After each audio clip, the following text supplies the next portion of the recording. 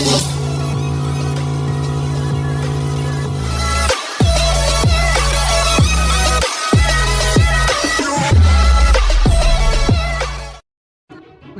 فين هو جيرارد بيكاو؟ هاو جيرارد بيكاو، هاو جيرارد بيكاو، هاو جيرارد بيكاو، هاو جيرارد بيكاو. Congratulations.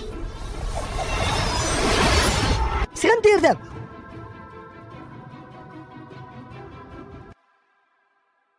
الياس المالكي اكبر ستريمر في المغرب وواحد من اكبر لي ستريمر في العالم اللي انتقل من اليوتيوب للمنصه ديال كيك. تما هو طلق ستريم غيوصلوا ميساج وعرض من جيرارد بيكي النجم ديال المنتخب الاسباني والبارسا. بيكي اللي من سال المسيره ديالو ووسطها كانوا حاليا رجل اعمال بارز كيانفيستي بزاف د المجالات، كانه شرا فرقه ديال الكره كتلعب في الدوزيام سيري ديال اسبانيا سميتها اندورا، ولا انه صيف فرقه ديال الاي سبورت اسمها كوي دابا سميتها لاينز كوي، ولكن كيبقى ابرز استثمار ديالو بدون شك واللي داروا في 2022 هو دوري الملوك او الكينغز ليغ. دابا نشرح لكم شنو هي الكينغز ليغ او دوري الملوك. فلما كنتي ساكن في اسبانيا صعيب تعرف شنو هي ولا توصلك شي خبر عليها. كينغز ليغ تكرات في 2022 من طرف جيرارد بيكي ومجموعه ديال ستريمرز اسبانيا على راسهم ايبايانوس اللي بيضوا هو حامل الريكورد ديال تويتش بعدد الفيورز ستريم واحد اللي وصل 3.8 مليون ديال الفيورز في لحظه. المهم كينغز ليغ غتكريها وغتلعب في برشلونه في اسبانيا. اللي مخلي كينغز ليغ سبيسيال وتاخذ هاد الشهره كبيره في ظرف وجيز اي في ظرف عامين تقريبا هي ان كبار ستريمرز ديال اسبانيا كيشاركوا فيها الرؤساء ديال الفرق اللي كيلعبوا، ماشي على ستريمرز كاينين لعابه بروفيسيونيل كايكر كاسياس ولا كون اغويرو لانه فراقي تما. يعني عندك ستريمرز لعابه مشهورين مصايبين فراقي هما الرؤساء ديالهم وكيتنافسوا على الكاس. بالاضافه ان نظام اللعب ديال كينغز ليغ عجيب ومرح وممتع. الدوري هذا فيه نظام ديال البيع والشري حتى هو اللي مثلا انت يقدر يعجبك شي لعاب من الفرقه ديال شي واحد كيكون كيماركي بزاف تقدر تشفروا ليه وتشريه الا قنعتيه، واللي خلاه الدوري تشار ديال بصح هنا الماتشات كيتنقلوا فابور في تويتش وفي يوتيوب تقدر تفرج فيهم. بعد الفكره غتوسع وغتوصل لحوايج كبر في منها كاس العالم وكاس القارات اللي فيه يشارك الياس. دابا نشرحوا لكم. المهم هكا باش بدات الكينغز ليغ بدات بدوري اسباني فيه ستريمرز ولعابه رؤساء ديال الفراقي كيلعبوا. هاد الفراقي عندهم لوغوات لعابه سميات وجمهور اللي حتى هما كيبان لهم التونيات ولا زي ديال الفراقي بنفس البرانسيب. بما ان الفكره نجحت غيشدوها كتبقى في امريكا اللاتينيه تماك شدوا ستريمرز ديال تما اللي تما عندهم ملايين ديال الفيوز والاف المشاهدات في ستريم وتا هما خداو كل واحد داروا رئيس الفرقه وكيلعبوا بعضياتهم. يعني نقلوا الفكره لتما. ما كاينش على الفرق ديال امريكا بل حلوا مثلا كوينغز ليغ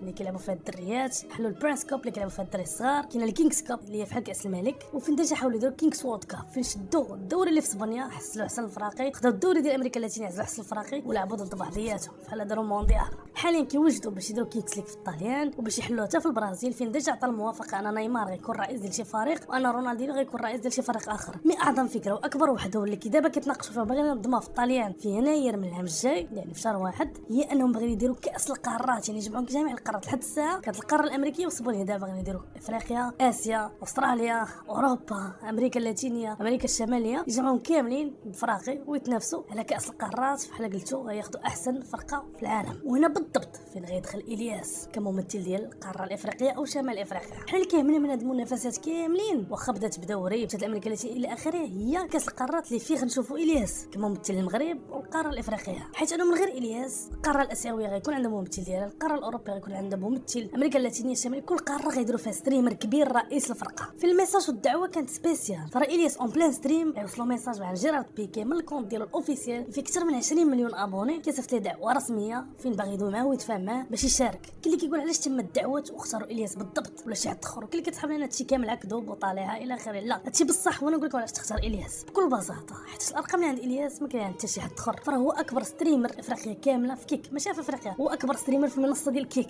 ماشي في المغرب او افريقيا بل في العالم. فمن غير كيك حتى من كان في يوتيوب كان فايت ايشو سبيد اللي داير بارتناريا مع يوتيوب اللي زعما جالس بويب في بيتو الوغ ايشو سبيد كتعيط لاي سي ميلان كيجيبوا ليه زلاطان وكيدير معاه ستريم. ومع ذلك وداك الشيء كامل ايشو سبيد كان كي افريجي 40 60 حتى 100 الف مشاهد، بينما الياس نهار رجع ودار اول ستريم في يوتيوب كان غيوصل ل 300 الف مشاهد. ما تنساش انه كيدوي بالدارجه لونجلو والصولونيه كيديعوا كيوصلوا كثر الناس. الدارجه راه كيفهموا على المغرب الجزائر الى اخره. ايشو سبيد من غير مؤخرا مشى لاندونيسيا فاش ضرب مليون، ما قبل كانوا هما الارقام ديالو. يعني الياس كان فايتو. فبيكي كرئيس ديال كينغز ليغ كواحد كيبحث على ان الديع في العالم غيختار احسن ستريمر من كل قاره ولا اكثر واحد عنده مشاهدات باش يعاونوا في البروباغندا ولا في توصيل كينغز ليغ لابعد مدى. فغدا الاحصائيات ديال ابرز ستريمر في العالم في جميع القارات بيان سور غيطلع ليه الياس. من طبيعي كونتاكتيو ويبغي يجلب الجمهور ديالو يتفرجوا في الكاس. فين الياس غيكون ممثل ديال القاره الافريقيه في الشمال ديالها بما انه اكبر واحد فيها. دابا حاليا في هذه المرحله بالضبط مازال في المناقشه والمفاهمه على الشروط شنو خاصو يدار يشرحوا القواعد الى اخره. بما ان الكينغز ليغ غتنظم في الطاليان والياس تا هو خاصو يعطي الاسماء ديال ديال اللعابه اللي غيدي معاه ولا غيشاركوا بالفرقه ديالو فين غتلعب بدايه العام الجاي اي يناير من 2025. من هنا شي 3 شهور 4 شهور كل فرقه غير خصها لوغو سميه ولاعابه يمثلوها. في هاد الحاله هادي الياس المالكي غيكون هو الرئيس ديال الفرقه. شوفوا السميه اللي غيختار واللوغو اللي غيدير الفرقه باش تاخذوا كانسبيراسيون من اللوغوات ديال الفراخي اللي داروا في صبنيه مثلا. شوفوا كيفاش كيختاروا اللوغو ديالهم. دونك الياس غيخصو يختار لوغو كيشبه هادو ولا غادي بنفس البرانسيب، علما انه هاد اللوغو غيتبعوا باش يخرجوا ليه تونيات ودسا شارب اللي يقدروا يلبسوهم ويشريو الجمهور اللي متبع الفرقه. من غير هادشي غيخص حتى اللعابه اللي يمثلوا الفرقه فين هو بداتو اللي غيخصو يختارهم. كنتخيل يختار شي سميه الفرقه بالدارجه والمعلقين ديال صبنيه ديال برا كيحاولوا ينطقوها. فيما يخص اللعابه اللي غيدي عارف الاغلبيه فيكم كيتسائلوا غتكون خرجت لكم واحد اللقطه ديال الياس كيوعد وكيدوي مع الاولى الظروف انه يدي ويحقق ليه الحلم ديالو باش انه يلعب تما في الطاليان. هذا هو اللي دابا انا كاين معاك في التورنو وغنمشي معاك.